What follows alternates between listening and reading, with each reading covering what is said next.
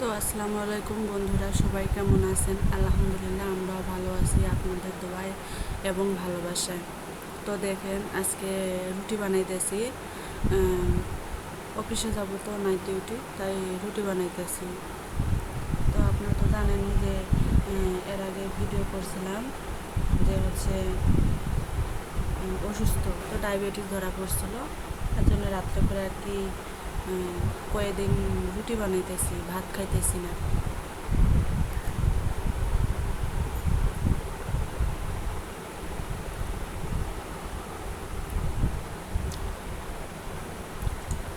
এখনও আমি ভাত খাইতেছি।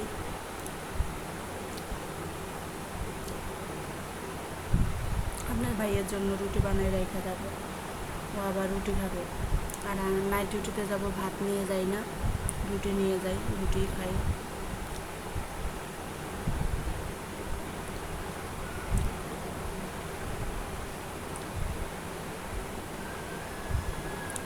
তো অনেকের কাছে শুনছি যে রুটি গোল হয় না। আগে আমি বানাতে পারতাম না। বিয়ের পর পরে যখন শ্বশুরবাড়িতে গেলাম, তখন আমার অতটা রুটি ভালো হতো না আর কি। আমি চেষ্টা করতাম, কিন্তু আমার হতো না। কিন্তু সব কিছু আল্লাহর রহমতে। একটা কথা আছে না, যে বাবা মা পাশে না থাকলে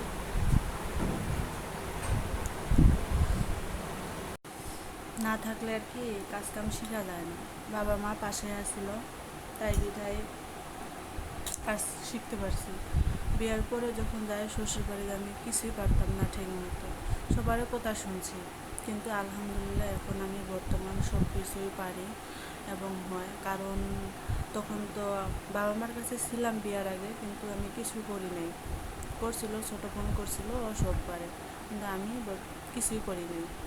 আর যখন বাবা মার কাছে আসলাম, বাবা মা শিখাই দিয়েছে, পড়াই দিয়েছে কীভাবে কী করতে হয়, কীভাবে কী করলে সঠিকভাবে কাজ সম্পূর্ণ হয়, সব কিছু শিখাই দিয়েছে।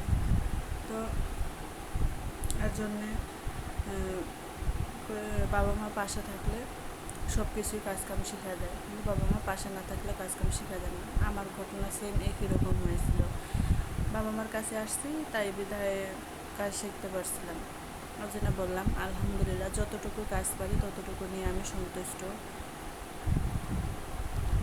প্রায় বর্তমান অনেক কাজ কাম পারি, শিখছি।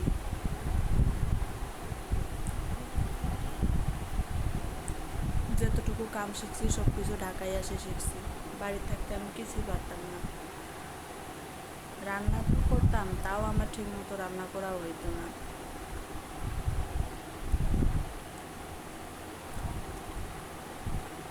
এর জন্য বলতেছি, বাবা মার পাশে থাকবেন বা বাবা মার কথা শুনবেন, কাজ কাম করলে হেল্প করবেন। মা যদি সংসারে টুকিটাকি কাজ কাম করে, সাহায্য করবেন, হেল্প করবেন, তাতে আরও আগ্রহ বাড়বে, কাজ কাম শিখতে পারবেন।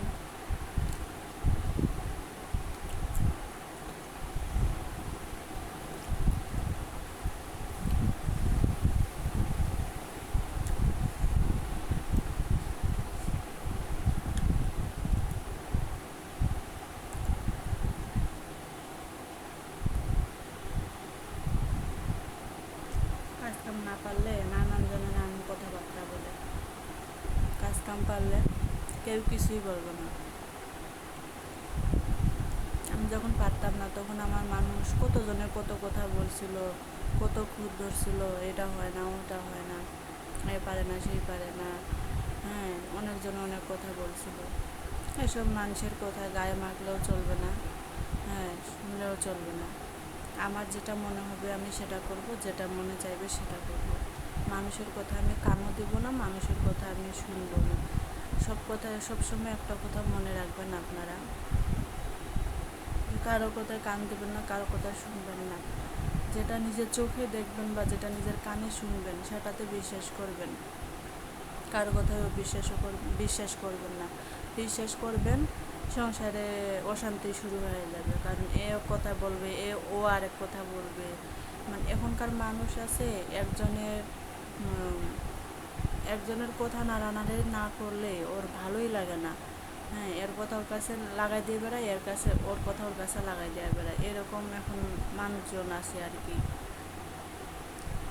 তো আপনারা সবসময় নিজের যেটা মনে হবে সেটা করবেন, নিজের বিবেকে আগে বিবেচনা করবেন, বিবেকে আগে নেবেন কথাটা, যে আমার এটা করলে ঠিক হবে না ওটা করলে ঠিক হবে, কিন্তু মানুষের কথা কোনো সময় কান দিবেন না। আর একটা কথা, হ্যাঁ, মানুষকে কখনো কোনো সময় মনের কথা বলবেন না।